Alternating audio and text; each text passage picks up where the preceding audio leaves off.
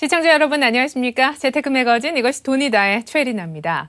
올해부터 보험사들이 암보험 상품에 대한 수익성을 높이기 위해 보장 내용을 대폭 축소하거나 암보험료를 인상하려는 움직임을 보이고 있습니다. 따라서 암보험에 가입할 생각이 있는 분이라면 좀 서두르시는 것도 재테크의 한 방법이 될 수 있을 것 같은데요. 오늘 뉴스에서는 암보험 상품의 특징과 종류들 짚어보겠습니다. 그럼 재테크 매거진 출발할게요.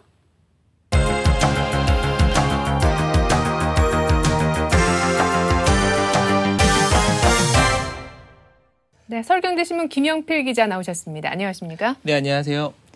요즘 국내 암 발병률과 사망률이 동시에 높아지는 추세죠? 네, 암은 발병률이 매우 높은 질병인데요. 우리나라 국민 4명 가운데 1명이 암으로 사망한다는 조사 결과가 있습니다. 이로 인해 암 치료 비용이 증가하고 암보험에 대한 수요도 급증하는 추세인데요.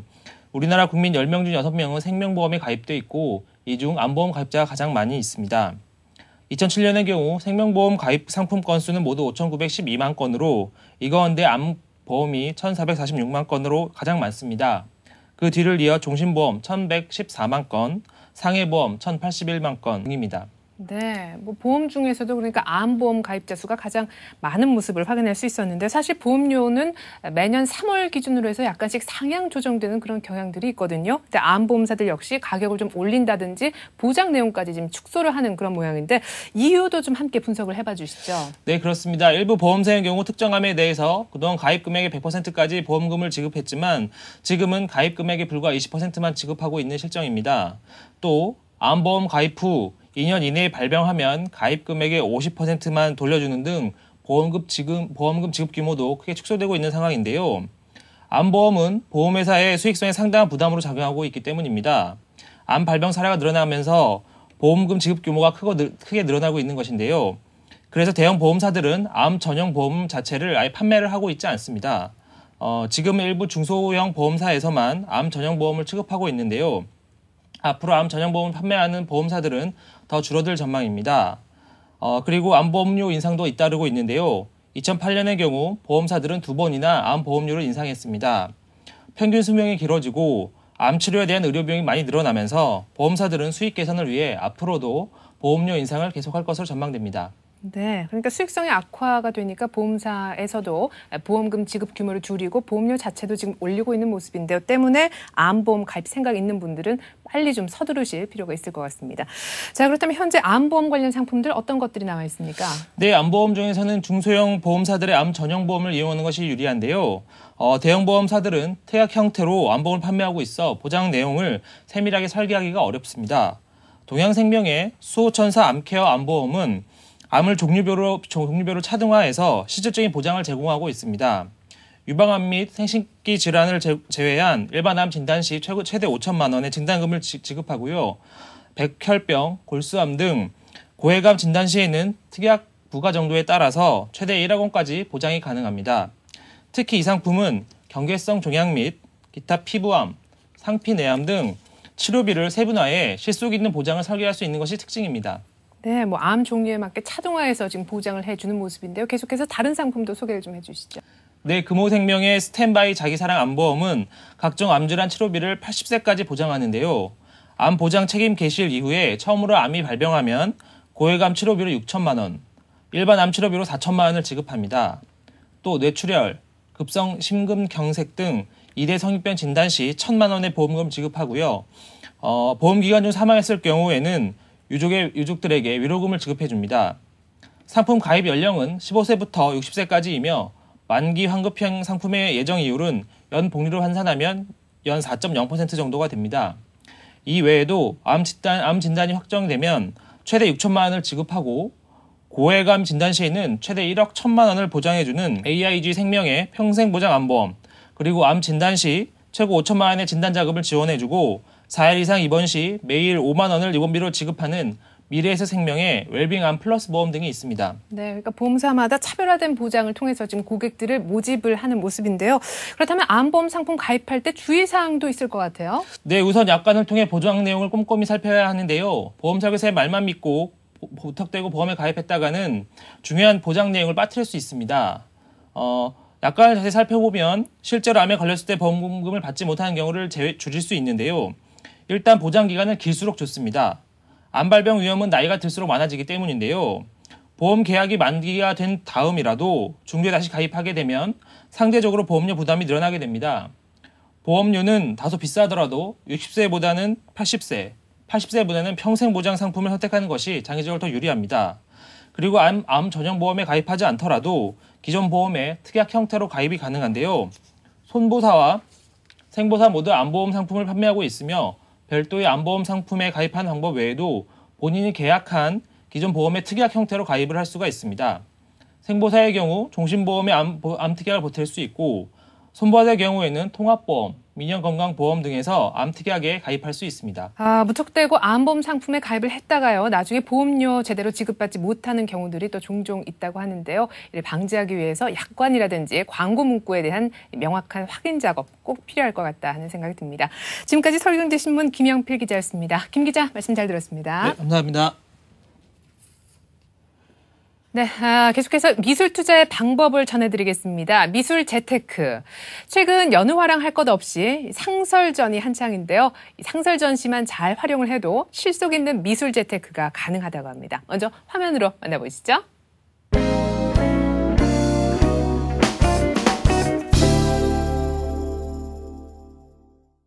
안녕하세요. 미술 재테크의 양혜선입니다. 요즘은 웬만하면 각 분야별로 상설 매장이 있죠. 의류나 생활용품 상설 매장은 많이들 가보셨을 겁니다. 경험해 보셨겠지만 상설 매장은 낮은 가격부터 그리고 평소에는 구하기 어려웠던 제품까지 정말 다양한 매력들을 만나보실 수가 있었을 텐데요. 미술계도 마찬가지입니다.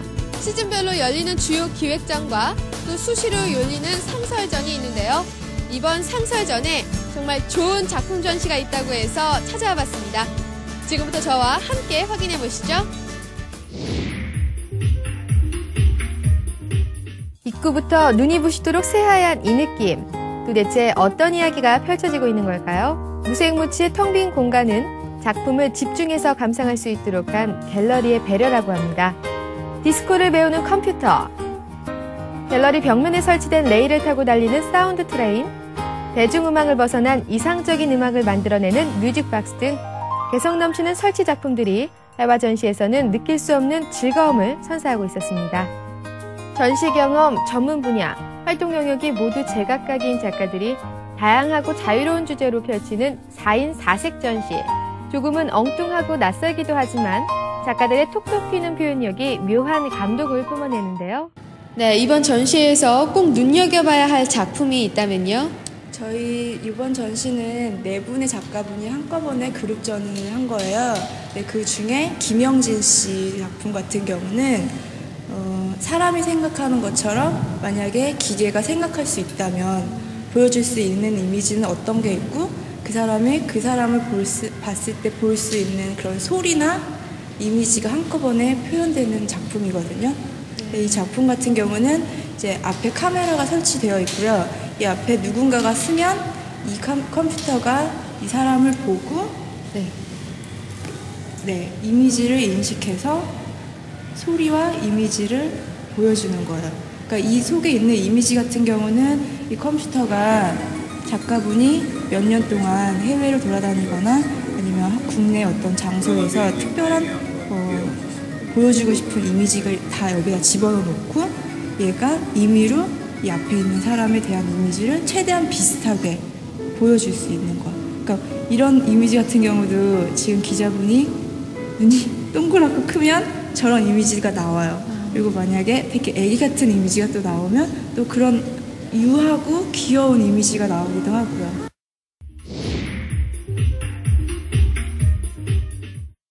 미술 시장에서 꾸준한 인기를 얻고 있는 장르 중 하나인 극사실주의.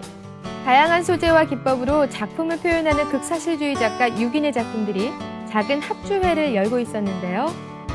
입지가 탄탄한 중견 작가부터 참신한 소재와 기법으로 새바람을 몰고 올 젊은 작가들의 작품까지 현대미술을 대표하는 극사실주의의 흐름을 한눈에 살펴볼 수 있었습니다. 현실, 그 이상의 감동을 선사하는 극사실주의. 확실한 애호가군을 확보한 작가들의 작품인 만큼 그 깊이와 유명세가 느껴지시죠? 눈에 보이는 것이 곧 사실이라는 믿음이 흔들릴 정도로 강렬한 인상이 전해졌는데요. 시간 가는 줄 모르고 극사실주의의 매력에 푹 빠져버렸습니다. 미술 재테크를 하려면 지금과 같이 꽁꽁 얼어붙은 경기 상황에서도 활발한 활동을 하는 작가가 누군지, 또 소장 가치가 있는 작품은 어떤 작품들인지를 알아보는 게 필수입니다. 그럼 지금부터 저와 함께 계속해서 그 작품들을 만나보시죠.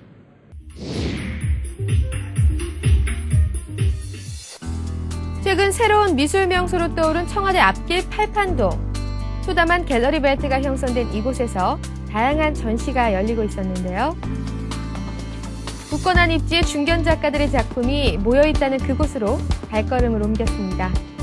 주로 캔버스 100호에서 500호가 넘는 큰 크기의 평면이나 설치 작품을 보이던 이광화, 박영근, 양만기 작가.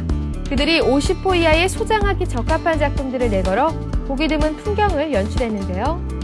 특히 미디어 작가로 유명한 양만기를 탄생시킨 1999년 작품들.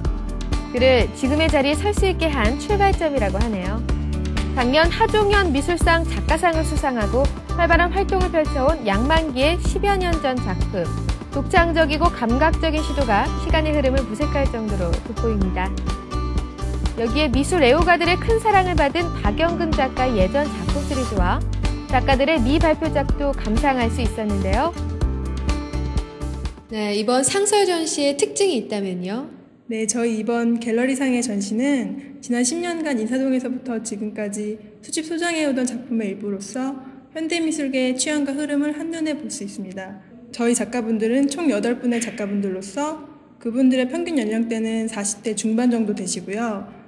그분들 중에서 이제 그분들의 초기작과 현대, 근대, 미발표작까지 다양하게 작품들을 구성하였고요. 그 중에서도 개인 소장을 할 수 있는 작품들로 특별히 구성하였습니다. 네, 그렇다면 이번 전시에서 눈여겨볼 만한 작품 있으면 소개 부탁드리겠습니다. 네, 이 작품은 박영근 선생님의 2004년 작품인데요. 그 중에서도 이 작품은 유화와 치과용 드릴을 이용해서 스크래치 방법을 이용해서 만드신 작품이고요. 목탄 소묘화도 같은 느낌을 받을 수도 있습니다. 이 작품은 양만기 선생님의 1999년 초기작으로서요. 요즘에 선생님은 디지털 같은 걸 이용하시면서 큰 작품들을 하시는데 이 작품 같은 경우에는 페인팅도 하셨고 여러 재료를 혼합하여 가지고 만드신 선생님만의 특유한 그런 기법을 이용해서 만든 그런 작가의 세계 정신세계나 예술세계를 엿볼 수 있습니다.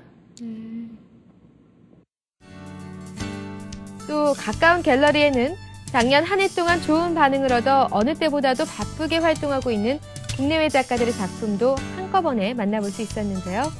작년 샌프란시스코의 한 화랑에서 성황리의 개인전을 마친 황인기 작가의 신작도 여기서 만나보네요.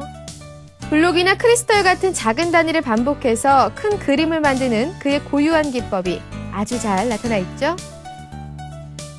인형을 꿰매고 붙이고 그리는 작업으로 유명한 에디강의 작품도 있었는데요. 실과 조각천으로 꿰맨 자국투성이의 광대가 참 인상적이죠. 과거부터 현재까지 다채로운 작품들을 한 곳에서 감상할 수 있는 종합 선물 세트 상설 전시. 미술 시장의 흐름도 읽고 2009 미술계도 전망해보고 꾸준한 안목을 키우는데 이만한 공간도 없겠죠. 진정한 미술 애호가라면 또 미술 재테크를 하고자 한다면 이런 상설전부터 꼼꼼히 살펴야겠다는 생각이 드는데요. 더 자세한 내용은 조상인 기자, 양혜선 아나운서와 함께 알아보도록 하겠습니다. 두 분 안녕하세요. 안녕하세요. 미술계에선 상설전이 주로 비수기에 열린다고 들었는데 그 얘기는 곧 미술계에도 성수기, 비수기라는 게 있다는 얘기 아니겠습니까? 이 둘은 어떻게 다른가요? 네, 작품 전시와 관람에 무슨 성수기, 비수기가 있겠냐 싶으시겠지만요. 대체로 봄, 가을에 주요 전시와 개인전이 활발하게 열립니다. 한여름 휴가철 역시 화랑계에도 잠시 전시를 쉬는 때이기도 한데요. 본격적인 비성수기는 12월부터 2월까지 연말부터 연초가 시작되는 이 시기인데요. 상업 화랑들은 마치 겨울잠을 자는 것처럼 이 시기에 숨고르기와 한 해 새해 계획을 세우곤 합니다. 대신 이 기간 중에 미술관 같은 공공전시기관에서는요. 대형 블록버스터 전시를 열어서 어린이와 가족 관람객들을 끌어모으면서 문화 영양가의 균형을 맞추곤 합니다. 네, 이 겨울잠이라는 게 다가오는 봄을 위해서 에너지를 비축하는 그런 과정이 될 텐데요. 화랑의 겨울잠 어떤 모습인지 궁금한데 겨울잠을 잔다고 해서 비성수기라고 해서 아예 전시를 안 하는 건 아니지 않습니까? 네, 화랑들은 개인전 대신 소장품전이나 상설전으로 이 시기를 보냅니다. 짧게는 한 달에서 길게는 두세 달까지 진행합니다. 소장품전은 말 그대로 화랑이 소장하고 있는 작품들을 선보이는 자리고요. 상설전은 화랑의 전속 작가를 포함해서 최근 2, 3년 사이에 기획전이나 개인전 형식으로 선보였던 작품들을 집중적으로 소개하는 자리입니다. 한편 기획 특별전 형식으로 그룹전을 열기도 하는데요. 일부는 다양한 작가들을 선보이는 그럴싸한 이름으로 포장한 경우도 있지만 다른 상당수는 진짜 의욕적인 알찬 그룹전이기도 합니다. 이런 특별 기획 그룹전은요. 화랑의 대표 작가들을 한 번에 선보이는 자리인 동시에 향후 1년간 전시하게 될 작품들을 공격적으로 보여주는 그런 예고편격이기도 합니다. 네, 정말 이 시기 전시들만 잘 살펴봐도 한 해 미술 투자 계획까지 짜볼 수 있겠다 싶은데요. 근데 그 상설전이나 그룹전 같은 경우에는요, 등장하는 작가도 많고 그에 따른 작품도 많아서 갔다 왔는데 딱히 기억에 남는 작품은 없네 할 수도 있겠고 또 작품을 관람하는 입장에서 집중력도 조금 떨어질 수 있는 그런 부작용도 우려가 되는데 어떤 특별한 장점이 있습니까? 네, 장점을 꼽는다면요. 일단 가격이 저렴합니다. 화랑이 예전에 구입했던 작품들을 시중 가격보다 조금 싼 가격에 내놓는 경우가 있기 때문에 잘 고르기만 한다면 인기 작가의 알짜배기 작품을 좋은 가격에 구입할 수 있는 기회가 됩니다. 그리고 갤러리가 예전에 확보해둔 그림들 중에서는요. 특히 작가들의 옛 경향을 볼 수 있는 작품들을 오랜만에 만나보실 수가 있습니다.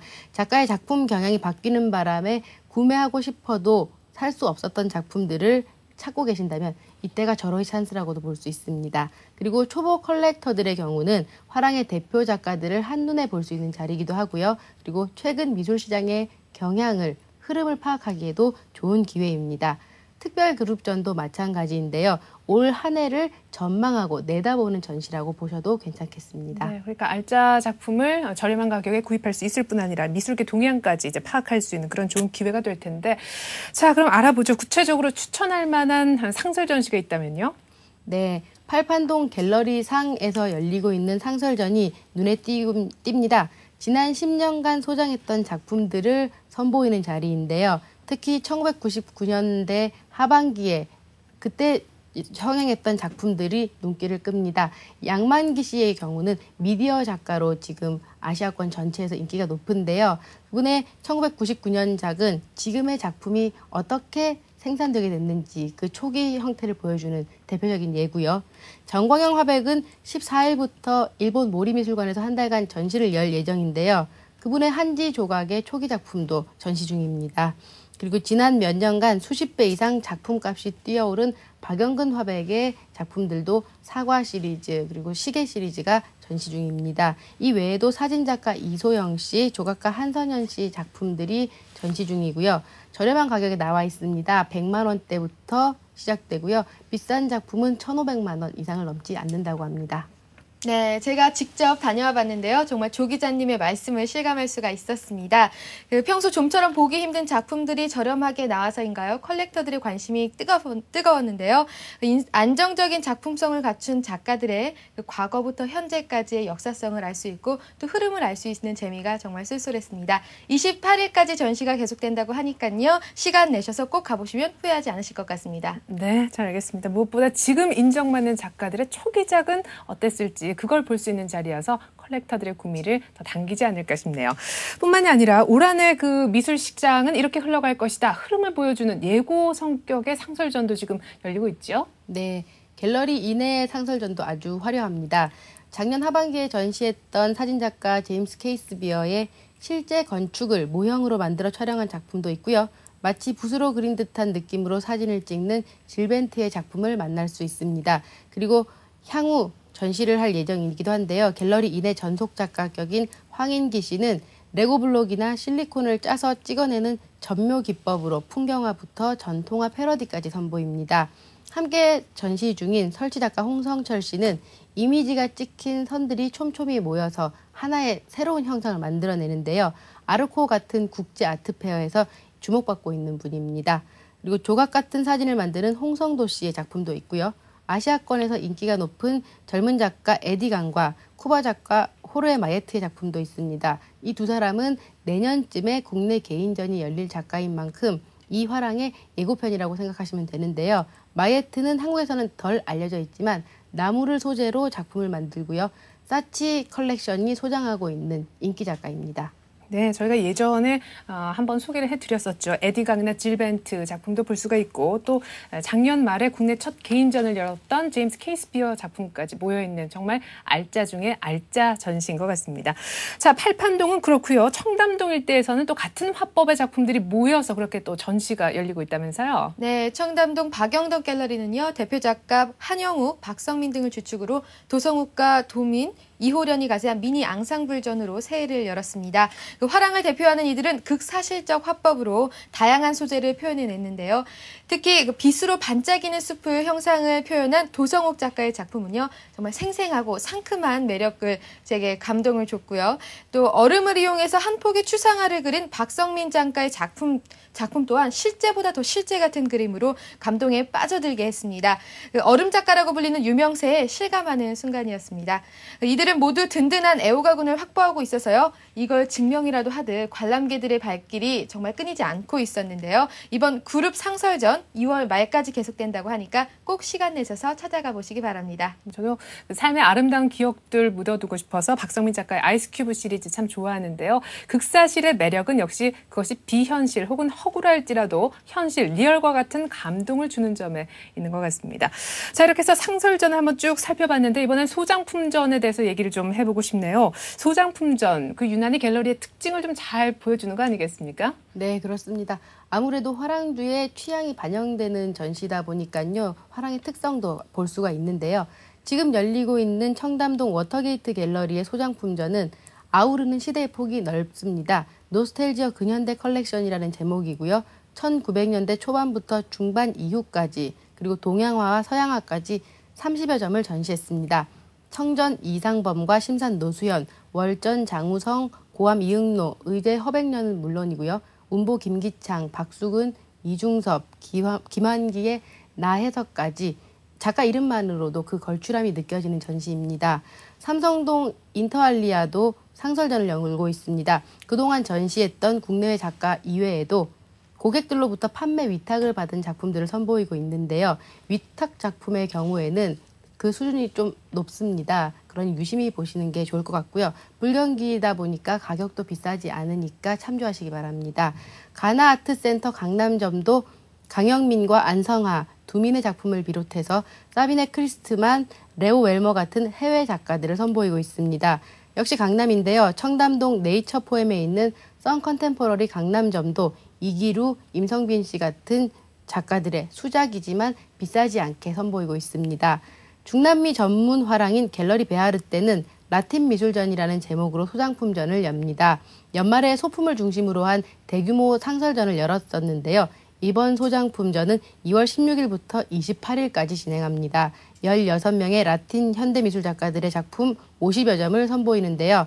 베네수엘라, 쿠바, 파라과이 등지 출신이고요. 중남미의 역사와 전통 그리고 서로 다른 양상의 미학과 이국적 향취를 느낄 수가 있습니다. 네, 소장품전 말 그대로 갤러리가 그동안 가지고 있었던 물량들을 푸는 것이기 때문에 이런 비유가 어떨지 모르겠습니다만은 뭐 일종의 사진첩, 앨범을 보는 것 같은 그런 느낌을 받으실 수 있을 것 같습니다.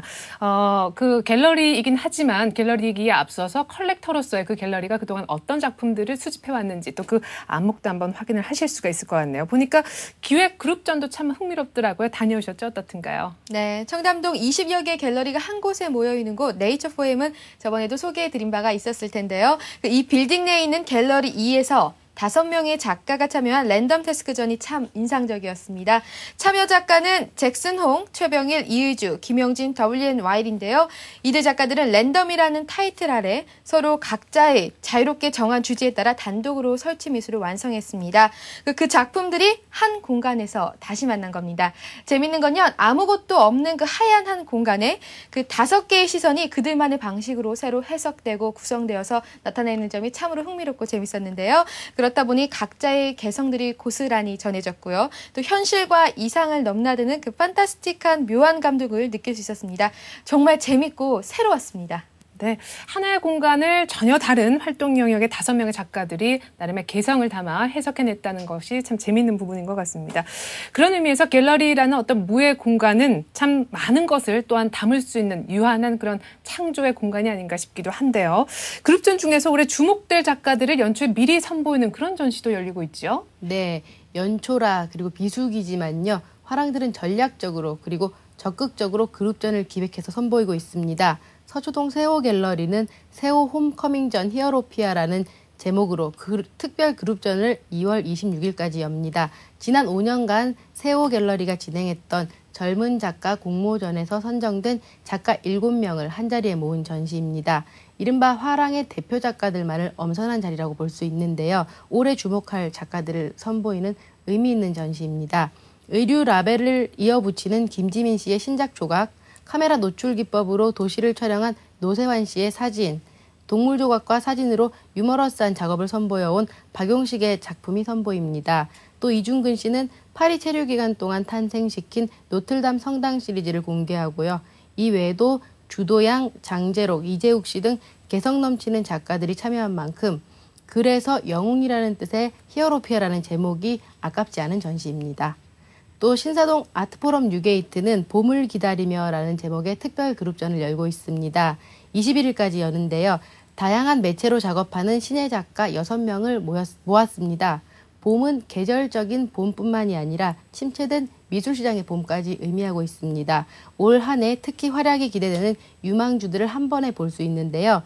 남현주, 권호열, 양현정, 권종현, 박서림, 김인영 씨 등 아직은 이름이 낯설지만 향후 지속적으로 그 활약이 기대되는 작가들이 참여했습니다. 네, 뭐니 해도 이 그룹전은요, 한 번 가서 여러 명의 작가의 작품들을 볼 수 있다는 점이 장점인 것 같은데 특히나 2009년 유망주들이 대거 포진해 있다고 하니까 그 투자 공부 측면에서도 도움이 많이 될 것 같습니다. 조 기자님, 끝으로요. 이런 그룹전 또 상설전, 소장품전 갈 때 기억해두면 좋을 만한 팁 좀 있으면 전해주시죠. 네. 화가의 명성이나 인기에 비해 상당히 저렴한 작품들이 있습니다. 그런데 이런 작품들 중에는 일부 구작이라서 인기가 없거나 아니면 작품의 질이 낮아서 나중에 황금성, 즉 되팔 수 없는 작품들이 있습니다. 그런 경우는 물론 컬렉터의 취향에 맞다면 감상용으로야 문제가 없겠지만 투자 가치를 생각하는 것이라면 좀 더 신중하셔야 될 것 같습니다. 또 야심차게 기획된 그룹전 중에서는요. 알짜배기를 골라내는 안목이 있으시면 더 도움이 되실 것 같습니다. 그렇지만 인기작을 중심으로 해서 최근 몇 년간 가격이 급상승한 작품이라면 미술 시장의 흐름이 바뀌면서 다소간의 가격 조정이 진행 중인 만큼 특히 가격 거품을 걱정하시면서 그런 작품이 아닌 것들로 골라내셔야 되겠습니다. 네, 미술품 구입할 땐 최근 미술계 경향에 따른 가격 흐름 잘 살펴보셔야 되고요. 또 명성에 비해서 지나치게 저렴하다 그럴 경우엔 한 번쯤 의심해 볼 필요도 있다는 거 기억하시기 바라겠습니다. 또 미술 재테크 위해서는 이런 특색 있는 상설전 또 그룹전을 일부러 챙겨보는 이런 노력 또한 필요할 것 같네요.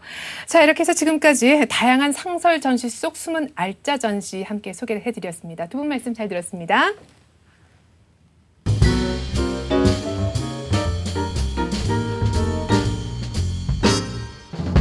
네, 우리가 잘못 알고 있는 금융 지식에 대해 점검해보는 시간이죠. 헬로머니 코치, 오늘도 어김없이 엉클조, 조경만 대표님 모시고 금융의 틀을 깨뜨려보는 시간 갖도록 하겠습니다. 대표님 안녕하십니까? 지난 시간에요. 우리가 주식회사인 은행의 실체와 똑똑한 은행 이용법에 대해서 알아봤었죠. 제목도 도발적인 은행을 믿지 마세요였는데 이번 시간 강의는 또 어떤 내용이 이어질지 강의 주제 확인해 보도록 할게요. 네, 제목이 참 멋집니다. 은행 앞에서 당당한 빚쟁이 되기. 근데 대표님, 사실 돈을 빌리는 입장에서요. 저자세가 되기 쉽고 어깨도 좀 움츠러들고 하잖아요. 네. 어떻게 당당해질 수가 있나요? 이렇게 주장하신 이유 뭡니까? 예, 물론 친구한테 돈을 빌리는 경우하고는 좀 구별해서 제가 그런 말씀을 드립니다. 친구들한테 돈을 빌리는데 너무 당당하고 거만하면 아마 뺨만 맞고 안 빌려주겠죠. 예, 안 빌려주겠죠. 그런데 은행은 좀 다릅니다. 왜냐하면 은행에서 볼 때 돈을 빌리는 사람은 굉장히 중요한 고객이기 때문에 제가 이런 단어를 좀 썼습니다. 은행에서 돈을 빌릴 때 여러분들이 조금 당당해져야 되는 이유는 지난 시간에 말씀드렸듯이 은행이 어떻게 장사하는지를 제가 잘 말씀드렸습니다. 돈을 예금하면 그 예금한 돈을 가지고 대출을 해주면서 그 양쪽의 차이에서 비롯되는 이자를 가지고 은행이 살고 있기 때문에 그렇습니다. 에리나 씨 지금 입고 계신 옷이 어떻게 네. 원단을 가지고 뭐 가공을 해서 납품을 하면 거기에 옷가게 장사하는 분들이 고객들한테 이 옷 좀 사가라고. 그렇죠. 그런데 은행은 그것에 비하면 너무나 쉽게 장사를 하고 있었죠. 걸어와서 돈을 맡기고 돈을 빌려가겠다고 자기들이 찾아오고. 그렇죠. 세상에 이렇게 쉬운 장사를 하는 경우가 많지 않습니다. 예. 그런 입장에서 보면은 실제로 은행이 그동안까지 가만히 앉아서 돈을 맡기고 또 그것 가지고 찾아오는 사람한테 조건을 내걸어 가지고 빌려가도록 만들고 굉장히 그동안까지 우리나라의 금융회사의 중심에 서 있는 가장 중요한 역할을 했던 은행은 땅 짚고 헤엄치기를 했다라고 해도 과언이 아닌데 이제는 좀 다르게 생각해야 될 때가 됐죠. 그래서 어떤 사람들은 이런 말씀도 하셔요. 은행 앞에서 세상의 모든 사람들은 두 가지로 구분된다. 하나는 이자를 받아가는 사람, 하나는 이자를 내는 사람. 이렇게 얘기를 합니다. 예. 그래서 여러분들이 이자를 내는 사람 입장에서는 분명히 은행한테 좋은 일을 시켜주는 사람이죠. 예. 그렇기 때문에 좀 당당해져야 될 필요성이 있다고 제가 주장을 하는 거죠. 그러니까 돈을 빌리는 사람도 사실 은행 입장에서 봤을 때는 우리한테 은행들에게 돈을 벌게 해주는 고객이기 때문에 고객은 왕이다 하는 개념에서 봤을 때 당당해져도 좋다라는 예. 논리시군요. 그렇습니다. 근데 이 부분이 또 쉽지 않은 것이 말이죠. 요즘 같은 상황에서 지금 은행이 신규 대출을 극구 꺼리고 있는 분위기고요. 게다가 의사나 변호사들한테조차 지금 대출 한도를 줄이고 있는 상황이기 때문에 나한테 돈을 빌려준다면 그야말로 땡큐 해야 되는 거 아닌가 싶은데요. 그렇죠. 뭐 아는 것이 힘이다. 물론 지금같이 특별한 상황에서는 과연 돈을 이렇게 자기가 다급해서 빌리는 상황이 일어나면 안 되는 거지만 네. 은행을 이용할 때 꿀리지 않는 똘똘한 빚쟁이가 돼야 된다라고 하는 생각을 평상시에 좀 하고 계셔야 될 필요성이 있기 때문에 우리가 이런 시간을 마련한 거고요. 여러분들이 저하고 같이 얘기를 나누는 동안에 평상시에 이런 생각을 해야지 내가 급할 때만 이런 생각을 하신다면 결국 아까 말씀하신 것처럼 뭐 좀 기를 죽이고 네. 어쩔 수 없이 숙이고 들어가는 수밖에 없겠죠. 예. 또 빚쟁이 앞에 똘똘한이라는 형용사를 붙여보기는 처음인 것 같습니다. 오늘 똘똘한 빚쟁이가 되는 비결, 강의 핵심이 될 것 같은데 그 첫 번째 비결 확인해 볼게요. 에이, 대표님, 은행이 무슨 재래시장도 아니고 말이죠. 무슨 콩나물 가격 깎듯이 어떻게 딱 정해진 금리를 깎을 수가 있나요? 예, 정말입니다. 그 방법은 여러 가지가 있습니다. 그런데 실제로 은행 내부를 잘 들여다보면 그 지점장이나 은행이 그 고객의 어떤 등급이나 종류에 따라서 나름대로 이렇게 조절해 줄 수 있는 금리의 수준이 있기 때문에 그런 것들을 좀 내용을 아신다면 적은 이자로 대출을 받으면 그만큼 내가 내는 이자가 줄어드는 거기 때문에 네. 약간의 도움이 된다는 얘기죠. 금리를 흥정하는 방법에 대해서 여러분들이 은행 금리들을 먼저 비교하는 것, 그다음에 지점 내에서도 지점장들이 줄 수 있는 권한의 어떤 등급의 차이, 네. 또 뭐 고객을 여러 가지 등급으로 분류를 하는데 거기서 좀 더 좋은 조건으로 하게 된다면 아마 약간의 재량을 부릴 수가 있는 거군요. 예, 그렇습니다. 예, 그래서 지점장 전결금리라고 하는 게 있기 때문에 하다못해 1년에 0.5%든 0.1%든 적은 것이라도 똘똘하게 현명한 대출자가 된다면 혜택을 받을 수 있는 거겠죠. 이런 실제로 은행들이 고객이 아까 말씀하신 것처럼 빌리러 올 때는 위축돼 있기 때문에 갑자기 고객 앞에서 이렇게 어깨에 힘을 주고 얌체 장사를 하는 경우가 많이 있습니다. 네.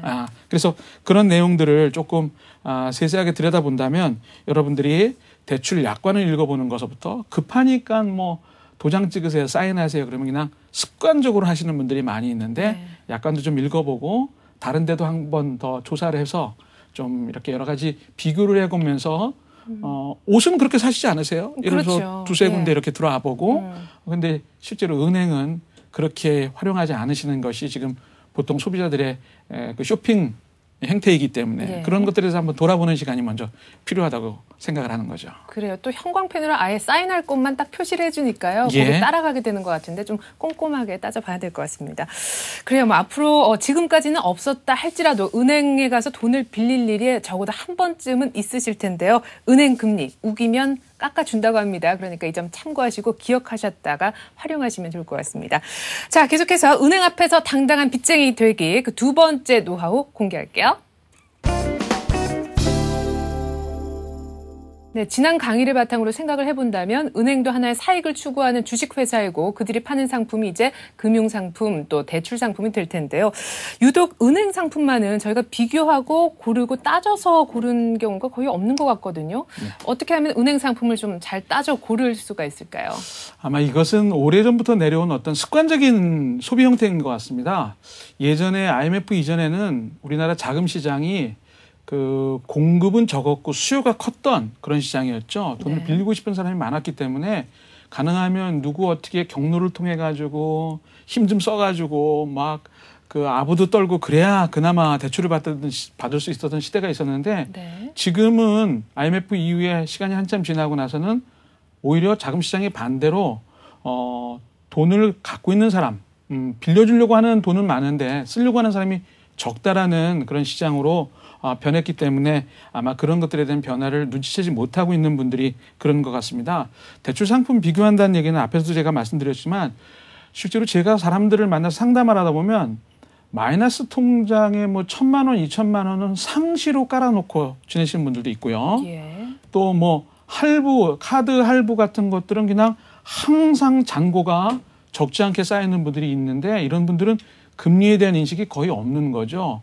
하다못해서 내가 1,000만 원, 2,000만 원에 대해서 10%, 15% 이자를 내는 것보단 차라리 담보대출을 받아서 상환 계획을 세운다면 훨씬 더 유리한 조건으로 상환도 되고 금리도 적게 낼 수 있는 방법이 있는데 그런 금리에 대한 기본적인 인식이 없고 그것 없다 보니까 은행 간의 비교라든가 상품 간의 비교 그것이 없다 보니까 뭐 흥정한다라는 것은 뭐 거의 불가능하다시피 하는 거니까 네. 대출 상품을 뭐 담보대출과 신용대출 또 신용대출과 내가 급하게 마이너스 통장을 써야 되는 것들 이런 상품들의 비교 그다음에 동일한 조건으로도 여러 가지 은행들을 비교하는 이런 쇼핑하는 습관에 대한 체질 개선이 먼저 네. 필요하다는 생각을 먼저 하게 됩니다. 예. 그러니까 뭐 10년 전과는 달리 지금 금융상품의 어떤 공급보다는 수요가 더 딸리는 그런 상황이라서 수요자한테는 상대적으로 더 많은 힘이 지금 실리고 있거든요. 때문에 각종 은행의 대출 조건 좀 잘 보시고요. 자신에게 잘 맞는 은행 골라서 상품을 구입하셔야 될 것 같습니다. 자, 세 번째죠. 은행 앞에서 당당한 빚쟁이 되기 그 방법 노하우 공개할게요. 네, 꺾기, 고발이나 보도 프로그램을 통해서 접하신 분들이 일부 계실지 모르겠는데요. 흔히 금융기관의 꺾기 관행이라고 얘기를 하죠. 어떤 개념인지부터 설명을 좀 부탁드리겠습니다. 예, 글쎄 뭐 이미 겪어보신 분들은 다 내용을 알 텐데 네. 끼워 팔기라고 해야 될까요? 네.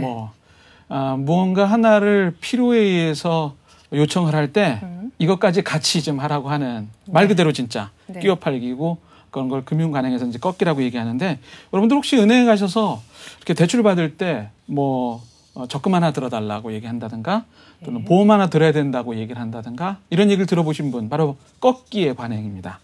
실제로 조금 아까 말씀하신 것처럼 우리나라의 금융시장에서 수요와 공급의 선에서 볼 때 이제는 수요가 적어서 공급하는 사람들이 뭔가 이렇게 아부를 떨어야 되는 판인데 이 꺾기를 한다는 것은 예전의 관행이 그대로 남아있다라는 거죠. 그래서 여러분들이 불가항력적으로 해야 되는 경우도 있습니다. 뭐 예를 들어서 선배가 거기에 지점장으로 있는데 뭐 선의로 얘기할 때 그리고 내가 이걸 모아서 대출을 상환해야 된다면 뭐 그 방법으로도 모으는 것도 괜찮다라고 생각하시는 분들 경우에는 뭐 제가 이렇게 말릴 수는 없는 상황이지만 여하튼 그냥 무작정 예전에 그랬으니까 지금 나도 울며 겨자 먹기 식으로 하는 꺾기의 관행에 대해서는 여러분들이 좀 과감하게 이제는 아니다라고 얘기할 수 있는 정도의 그런 지혜가 좀 있으셨으면 좋겠습니다. 예전에는 서비스 질이 굉장히 차이가 없었죠. 근데 이제는 금융 관행에서 서비스 질의 차이가 많기 때문에 냉장고 하나를 사더라도 용산에서 사는 경우도 있고요. 네. 백화점에서 사는 경우도 있고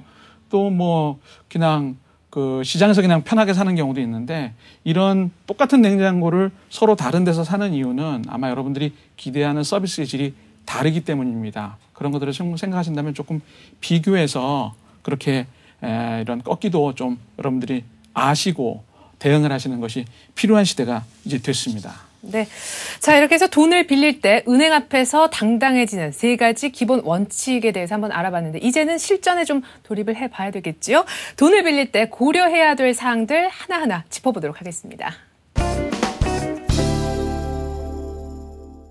네, 마이너스 통장 어느 순간부터 이제 직장인들의 필수품 중에 하나로 자리를 잡았죠. 어떤 분들은 뭐 나쁘냐, 급전 필요할 때 단계 쓰기에 굉장히 좋다, 편리하다라고 말씀하시는 분이 또 계시거든요.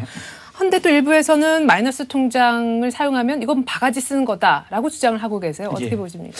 뭐 자기들의 필요와 편의에 의해서 긍정적으로 해석하시는 분들은 조금 아까 에레나 씨가 얘기한 것처럼 필요하다라고 얘기할 수도 있는데 저는 개인적으로 아까 말씀드린 것처럼 쇼핑하는 기본적인 어떤 원칙에 대해서 문제를 먼저 제기해 보고 싶습니다. 예금이 있는데도 불구하고 내가 한 달에 매월 부담하는 적금이나 또는 목돈으로 넣은 예금이 있는데도 불구하고 마이너스 통장을 그냥 습관적으로 쓰시는 분들은 조금 다시 생각해 보신다면 좀 다른 지혜가 생길 수 있겠죠. 예를 들어서 예금을 담보로 해가지고 좀 담보대출을 받으면 별로 불편하지 않게 금방 받을 수 있고요. 또 상환해야 된다는 의무감을 느끼는데 마이너스 통장은 실제로 상시 그냥 그렇게 놓고 쓰는 거기 때문에 습관적으로도 좋지 않은 형태이기 때문에 금리 차원에서도 예금 담보 대출보다는 마이너스 통장 금리가 높기 때문에 일단 경제적으로 손실도 되고요. 그다음에 나중에 갚게 될 때도 좀 갚아야 된다는 의무감도 느껴야 되는 게 대출인데 그런 생각도 하지 않기 때문에 조금 마이너스 통장보다는 예금 담보 대출이나 다른 대안이 있는지를 먼저 찾아볼 필요성이 있을 거라고 생각을 합니다. 또 하나 좀 말씀드리고 싶은 게 카드사의 신용으로 여러분들이 할부를 많이 쓰시고 계시는데 이 할부도 사실은 상당히 높은 금리를 적용받고 있는 거죠. 실제로 한 10개월에서 11개월 정도 또는 4, 5개월 정도 할부를 끊어도 할부에 해당되는 수수료 금리가 거의 19% 정도, 20% 정도 가까이 되기 때문에 적지 않은 금리를 부담하고 있는 것인데 그냥 몇 년 전부터 이렇게 사용해 온 것이기 때문에 자기도 모르게 그냥 별로 큰 금액이 아니니까 이렇게 습관적으로 넘어가고 있는 우리 주변에 있는 그 마이너스 통장과 예금 담보 대출, 그 카드 할부 이런 것들에 대해서 한번 돌아볼 필요성이 있을 거라고 저는 개인적으로 굉장히 많은 분들한테 권유를 드리고 있습니다. 네, 마이너스 통장 알고 보니까 은행배만 불려주게 하는 그런 고금리 상품이었군요. 간편하다 그래서 생각 없이 쉽게 가볍게 이용해서는 안 될 것 같습니다. 그리고 좀 전에 소개를 해주셨던 예금담보대출 활용하시는 것이 이자 측면에서 훨씬 더 유리할 것이다 하는 생각이 드네요. 지금까지는 이제 소액의 어떤 단기 대출에 대해서 알아봤다면 이젠 진짜 골칫덩어리죠. 거금을 장기간 빌려야 될 때 이때 바가지 쓰지 않는 방법에 대해서 한번 알아보도록 하겠습니다. 화면 보시죠. 네, 제가 아직 집 산다 하는 이유로요, 거액의 돈을 은행으로부터 대출받은 경험이 없기 때문에 원금 균등 상환, 일시 상환 이런 개념이 좀 낯선 것이 사실인데요. 상환이란 것이 일단 그 대출을 갚는다라는 의미 아니겠습니까? 은행에 돈을 빌렸다면 갚는 방법은 어떤 것들이 있는지 소개부터 좀 해주시죠. 대부분의 많은 분들이 은행으로부터 돈을 빌리고 나서는 이자만 내다가 나중에 원금을 한꺼번에 갚는 원금 일시 상환이라는 것에 대해서 굉장히 익숙해져 계시죠. 근데 선진국에서는 이것과는 반대로 원리금 균등 분할 또는 원금 균등 분할이라고 하는 두 가지 방법을 더 많이 사용하고 있습니다. 이게 또 은행의 그런 이익과 관련된 문제이기 때문에 제가 또 은행한테 미움받을 소리를 또 한마디 해야 되겠는데 가계담보대출을 이제 해주는 것은 굉장히 안전한 자금 운용 방법이죠. 일단 부동산 담보 가치를 먼저 잡고 있기 때문에 웬만해서는 대출금을 뜯기는 경우가 없겠죠. 그런데 이것을 상환하는 여러 가지 방법들을 고르게 얘기를 하지 않고 원금 일시 상환만 얘기하는 이유는 예를 들어서 원금이 조금씩 들어와서 100명한테서 적은 돈이 들어와서 1억의 돈이 원금이 상환되면 이 돈을 또 누군가에게 대출해줘야 되기 때문에 은행 입장에서는 일이 또 생기는 거죠. 그런데 실제로 소비자 입장에서는 이 세 가지 방법을 잘 비교해가지고 소비자에게 유리한 그런 방법을 택하시는 게 훨씬 더 좋습니다. 많은 분들이 한참 동안 이자는 냈는데도 내가 갚아야 될 금액은 그대로 남아있다. 이거 참 답답한 노릇이고요. 집값이 오르지 않으면 이거 대출 상환하는 방법이 참 막막하죠. 이제 그런 것 때문에 실제로 원금 일시 상환과 비교해서 원리금 균등 분할, 원금 균등 분할이라는 상환 방법까지 좀 많이 비교를 해가지고 해야 될 필요성이 있습니다. 은행이 대출 부분에서는 굉장히 민감하게 반응을 하죠. 최근에 대출을 잘 안 해주려고 하는 이유도 사실 경기가 안 좋기 때문에 돈을 떼일 염려가 많다는 거고요. 또 실제로 그렇게 이자만 매월 내도록 하는 것도 은행의 이익을 위한 부분이 좀 많이 있기 때문에 여러분들이 지금 하시던 관행과는 좀 다르게 바라보실 필요성이 있을 거라고 생각을 합니다. 네, 말씀 쭉 들어보니까 은행 입장에서는 그 가계담보대출이라는 게 정말 큰 돈 벌게 해주는 아주 안정적인 수입원이라는 생각이 드는데요. 반대로 돈을 빌린 입장에서는 또 10년, 20년 이렇게 거액의 이자를 물어가면서까지 근근히 갚아야 되는 그런 부담스러운 부분인 것 같습니다.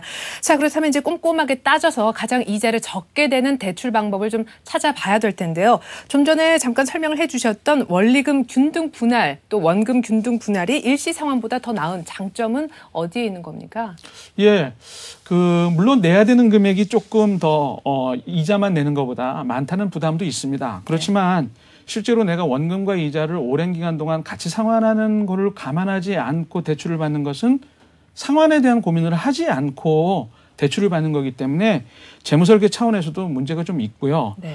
그런 거를 같이 낸다고 생각을 하면서 소득 중에서 일정 부분이 그리로 나가도 문제가 없겠구나. 그래야 나중에 시간이 나서 이 집이 진짜 내 집이 되는구나. 이런 여러 가지 차원에서 조금 유리한 면이 있기 때문에 또 그 외에도 여러 가지 변동금리의 대출을 활용하는 그런 방법도 조금 가능한 것이 있고요. 나중에 이자가 점점 줄어들기 위해서라도 원금을 조금씩 납입하는 게 실제로는 여러 가지 측면에서 이득이 있죠.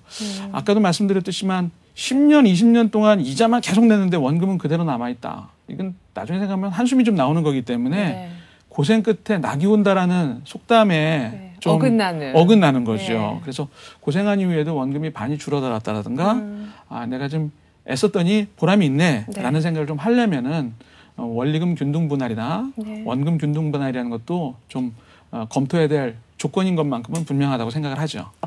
끝으로 대표님, 은행에 대출 생각하시는 분들한테 조언 한마디 해주신다면요. 예, 대출은 사실 굉장히 어려운 부분입니다. 우리가 흔히 카드를 쓰고 마이너스 통장을 쓰기 때문에 쉽게 생각하시는데 제가 이런 질문을 먼저 한번 드려볼까요?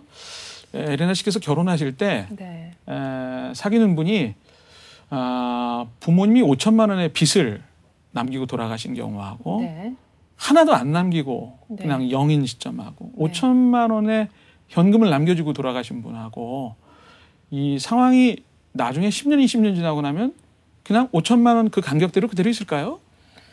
글쎄요. 아무래도 물려받으면 그만큼 좀 마음이 편해지니까 좀 잘 대처하지 못하는 경우도 있을 것 같아요. 오히려. 그래서 좀 시뮬레이션을 해보거나 실제 경우를 좀 살펴보면 5천만 원 대출을 안고 인생을 시작하는 사람은 나중에 5천만 원 현금을 받은 사람하고 차이가 5천만 원에 그치는 게 아니라 5억이 될 수도 있고 굉장히 크게 더 벌어진다는 거죠. 그렇기 때문에 대출을 쉽게 생각하지 마시고 빚이라는 거에 대해서 좀 진짜 오늘 말씀드린 것처럼 똘똘해질 필요성이 있다는 것을 먼저 말씀드리고요. 또 하나는 상황이 좋을 때는 은행에서는 내 돈 써라 그러고 굉장히 호의적으로 내겁니다. 그런데 지금처럼 경기가 안 좋아지거나 상황이 안 좋아지는 흐린 날에는 전부 다 내 돈 내놓으라고 그러기 때문에 사람을 굉장히 궁지에 몰아넣고 생각지 않은 위험에 처할 수 있기 때문에 의외로 도움을 주는 것처럼 보이지만 내가 궁지에 몰릴 때는 아주 사나운 맹수로 돌변할 수 있는 게 이런 대출과 관련된 은행의 전략이기 때문에 여러분들이 그런 것들을 좀 생각하신다면 아까 처음에 말씀드린 것처럼 쇼핑을 비교하면서 하라는 것과 함께 아마 대출에서는 여러분들이 크게 어려움이 없이 인생을 살아가는데 굉장히 좋은 그런 기준이 만들어질 거라고 생각하네요. 예, 잘 알겠습니다. 빚쟁이 되지 않도록 자금 설계를 처음부터 잘 하셔야 되겠지만 만약 불가피한 사정이 있어서 은행으로부터 대출을 받으셔야 된다면은 방금 전에 소개를 해주신 비교 쇼핑 또 똑똑한 빚쟁이 되는 법 꼭 참고하셔서 활용해 보시기 바라겠습니다. 자, 이렇게 해서 오늘 헬로 머니코치 오늘 순서 여기서 마무리 짓고요. 대표님과는 다음 이 시간에 또 뵙죠. 영광이 기대하겠습니다. 말씀 잘 들었습니다.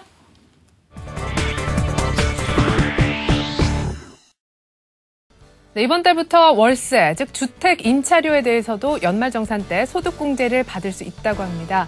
국세청 홈페이지에 현금거래 확인 신청 신고서와 임대차 계약서를 제출하시면요, 신고일 이후부터 내는 월세에 대해서 소득공제 혜택 받을 수 있다고 하는데요. 소득공제, 알뜰 재테크의 시작이죠. 이제 임차인 분들 잊지 마시고 꼭 챙기시길 바라겠습니다. 재테크 매거진 이것이 돈이다. 오늘은 여기서 인사드리겠습니다. 함께해 주신 여러분 고맙습니다.